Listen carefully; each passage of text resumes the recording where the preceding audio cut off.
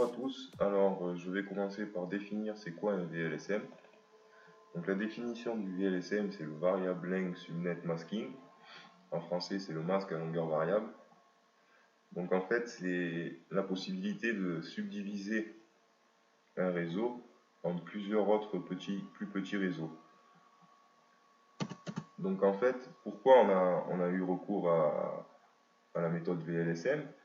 C'est parce qu'avant, lorsqu'on avait un réseau plat, donc un réseau plat, c'est un réseau où tous les périphériques sont sur le même réseau. Donc par exemple, celui-ci, 192.1.0, en masque 24 bits. Alors, dans ce genre de réseau, on a la possibilité de brancher 254 hôtes sur le même réseau.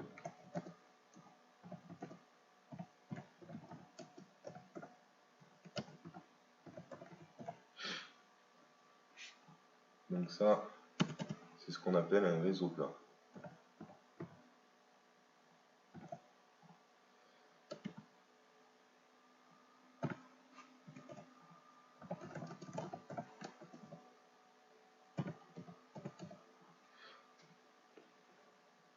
Donc le problème de ce genre de réseau, c'est lors des diffusions, ça peut créer des ralentissements sur le réseau. Donc j'ai ramené ici une petite démo qui va vous montrer en fait, voilà, ça c'est une diffusion par exemple, ça c'est encore une diffusion. Mais le problème aussi c'est pour tout ce qui est de communication entre périphériques. Donc par exemple quand celui-ci va vouloir parler avec celui-là, il va faire une diffusion.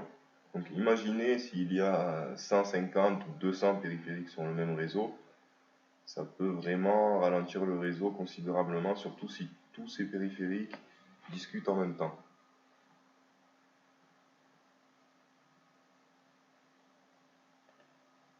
Donc ce qu'on va faire, c'est qu'on va diviser ce réseau en plusieurs sous-réseaux, donc des sous-réseaux indépendants l'un de l'autre, et en fait on va partager les différents services d'une entreprise par exemple dans des différents réseaux afin que lorsqu'ils discutent entre eux, ça ne fasse pas de tempête de broadcast ou que ça ne ralentisse pas le réseau. Donc on va prendre l'adresse réseau 192.168.1.0 en masque 24 bits, donc c'est la même que précédemment. Donc pour faire 4 sous-réseaux, on prend 2 bits à la partie haute et les 4 sous-réseaux partagent le même masque. Donc le nouveau masque, ça sera 255.255.255.192. Alors ça va s'expliquer parce que le masque de sous-réseau, vous savez, c'est tous les bits sont à 1. Et donc là, j'ai pris le dernier octet, je l'ai découpé donc en bits, et donc ça va donner ça. Et donc 128 plus 64, donc il y a là 192.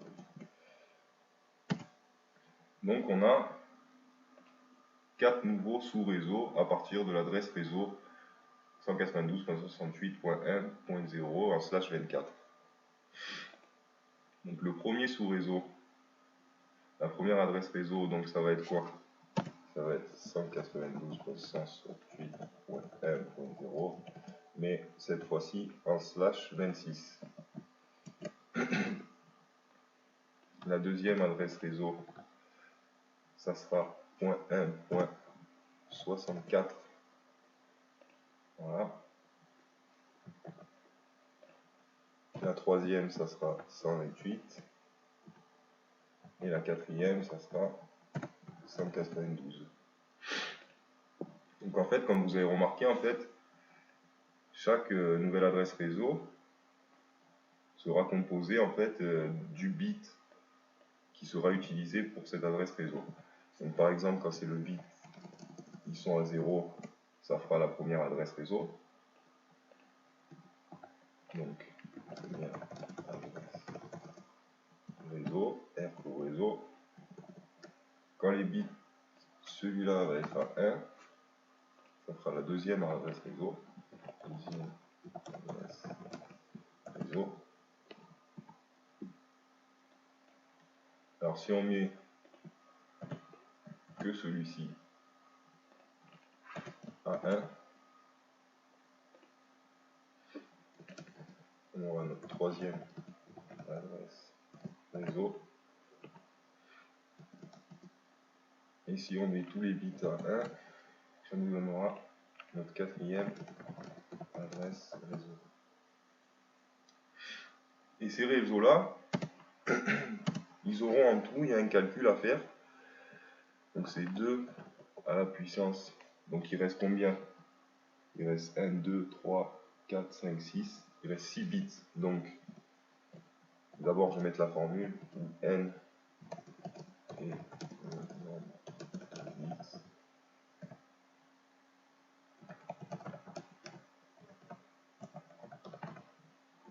Donc ici on a 2 racines. 2 puissance 6, pardon. Donc 2 puissance 6,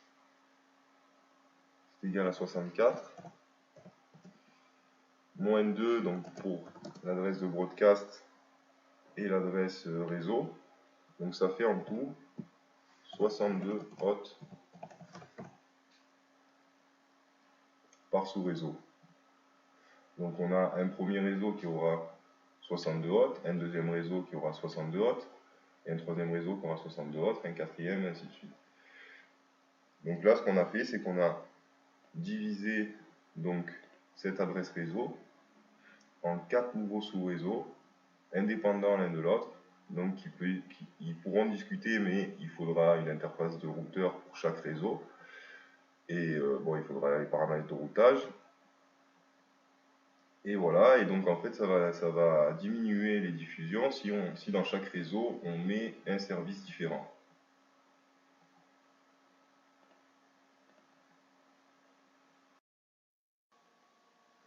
Donc la méthode VLSM permet de diviser encore une fois un de ces sous-réseaux.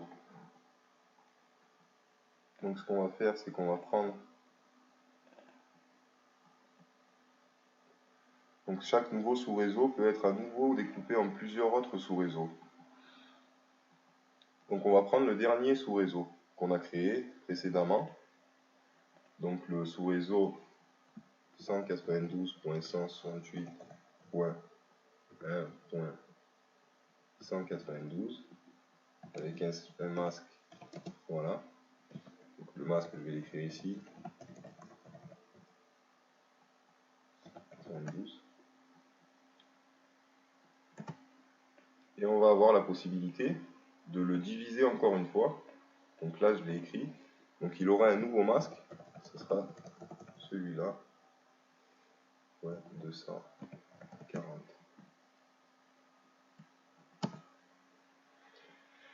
Et donc si on prend encore 2 bits au reste de bits d'hôte, si on veut à nouveau subdiviser ce réseau, on prend à nouveau des bits à la partie haute. Par exemple 2 bits pour à nouveau faire 4 autres sous-réseaux. Donc il y a un autre calcul que j'ai oublié de mettre ici. Donc c'est le calcul du nombre de sous-réseaux.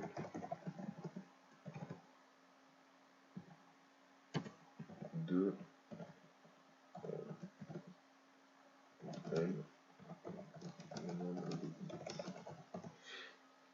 donc comme vous le voyez là on réemprunte 2 bits, donc ça fait 2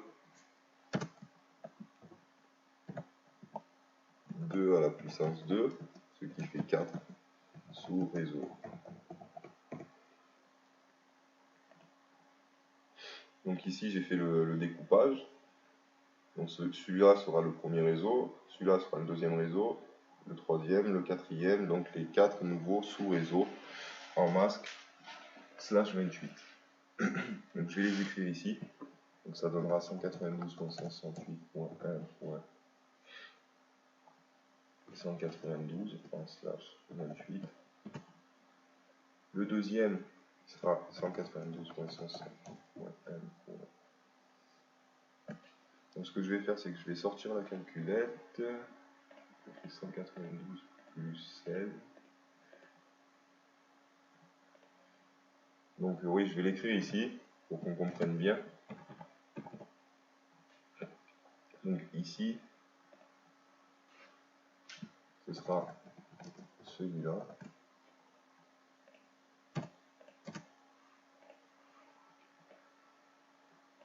Donc ça sera le premier.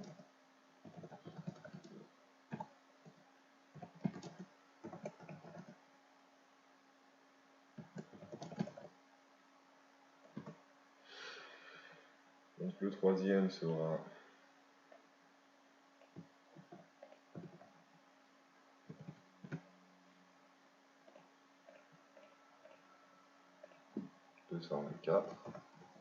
/28.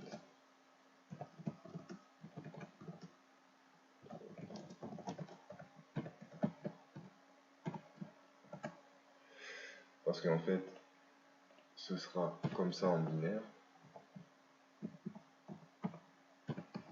Voilà. Et le quatrième, donc, sera tous les bits à 1. Donc, 16.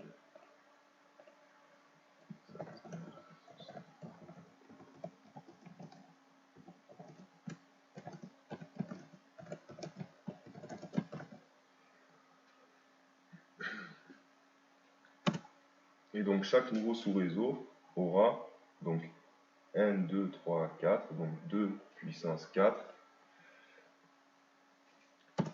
2 puissance 4, ce qui est égal à 16. Donc, moins les deux adresses qui sont réservées, donc c'est égal à 14 hôtes.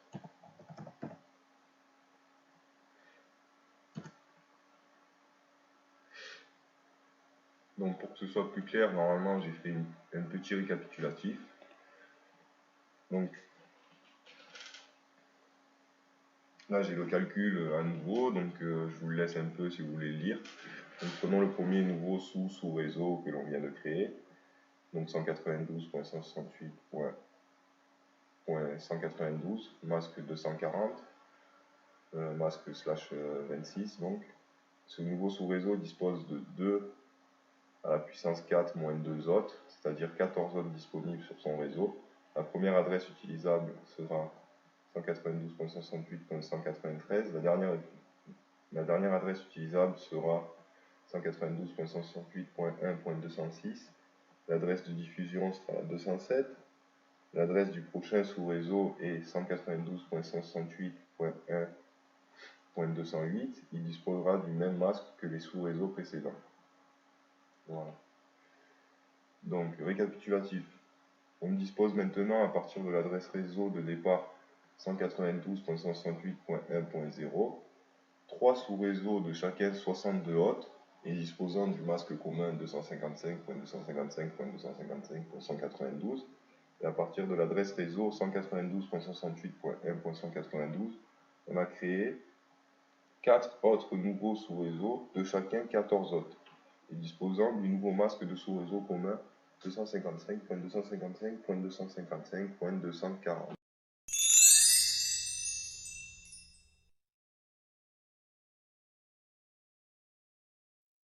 Donc pour la pratique, ce qu'on va faire, c'est qu'on va encore diviser un de ces sous-réseaux en 4 nouveaux sous-réseaux afin de créer des sous-réseaux pour les interfaces de routeurs. Alors, j'ai écrit, afin de créer une architecture bien structurée, Cisco recommande de créer des sous-réseaux spécifiques pour les réseaux des routeurs. Ces réseaux ont un masque en 30 bits, donc 255, 255, 3 fois 252.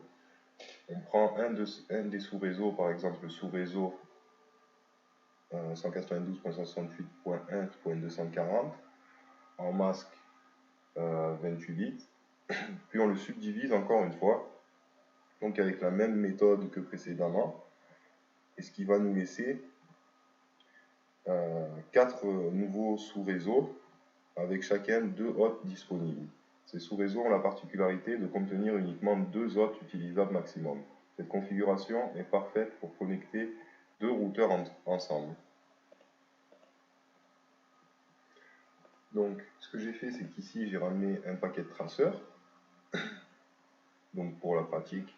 Donc, on va imaginer qu'on a besoin de 2 services distincts de minimum 50 hôtes. un service pour le service informatique de minimum 10 hôtes et on dispose de 2 routeurs.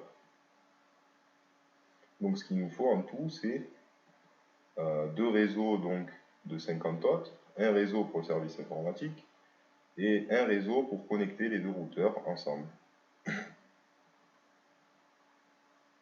Donc une fois qu'on aura fait ceci, on va avoir en tout tous ces réseaux-là, donc 10 réseaux. Donc on aura 4 réseaux pour une évolution future si on veut rajouter des routeurs, donc de 2 hôtes disponibles. On aura 3 réseaux, 3 sous-réseaux de 14 hôtes disponibles, donc pour le service info par exemple, et 3 réseaux avec 62 hôtes disponibles. Donc les réseaux 1, 2 et 4 et 7 sont utilisés, et les réseaux 3, 5, 6, 8, 9 et 10 sont inutilisés, mais peuvent être utilisés au besoin. Cela permet de laisser la place à une future évolution du réseau. Donc ici, on a cette configuration-là. Donc ici, j'ai configuré un périphérique avec l'adresse IP 192.168.1.195. Donc il est dans le réseau numéro 4. Donc le réseau numéro 4, il est là. Donc c'est ce réseau-là. J'ai configuré un DHCP dans le réseau numéro 1 qui distribue des adresses IP à tout son réseau. Donc voilà. Donc normalement, les périphériques qui ont été configurés en DHCP vont obtenir une adresse IP à partir du serveur DHCP qui sera dans le réseau 192.168.1.0 en /26. Et ici, j'ai fait la même chose. Donc, et pour le réseau des routeurs, donc j'ai créé le dernier sous-réseau en masque /30. Donc comme vous voyez, c'est l'interface S000. Donc elle a été configurée en 192.168.1.242 en /30 et celle-ci en 192.168.1.241 en /30 également. Donc c'est les deux hôtes qu'on avait besoin pour connecter les deux routeurs.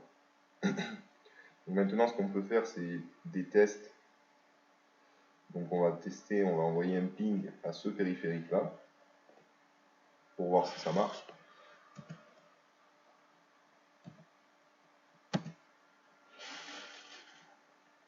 Donc on voit bien que la communication se fait.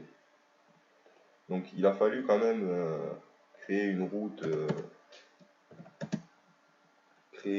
avec cette commande IP route.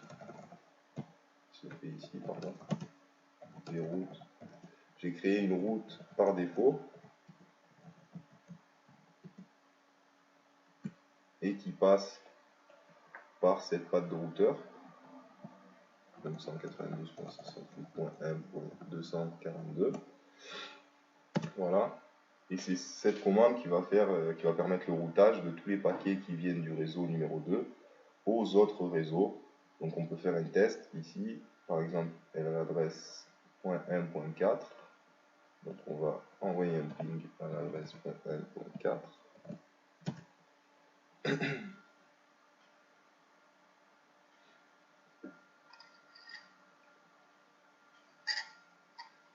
Et on voit bien que ça répond. Donc on a ici un réseau qui a été segmenté en plusieurs sous-réseaux pour répondre à nos besoins. Et donc cela va éviter de envoyer des tempêtes de broadcast, car chaque réseau va faire du broadcast uniquement dans son réseau. Donc ici, il y aura maximum 14 périphériques, on a dit. Donc le broadcast sera limité à 14 périphériques. Ici à 62 périphériques, ici à 62 périphériques, et ici, bon, à 2 périphériques. Voilà, j'espère que cette vidéo vous aura servi. On se retrouve bientôt pour d'autres tutos et mise en scène de configuration de réseau. Je vous dis à bientôt et bonne continuation. Vous pouvez vous inscrire sur la chaîne si vous le souhaitez et n'hésitez pas à donner votre avis. Voilà, à bientôt.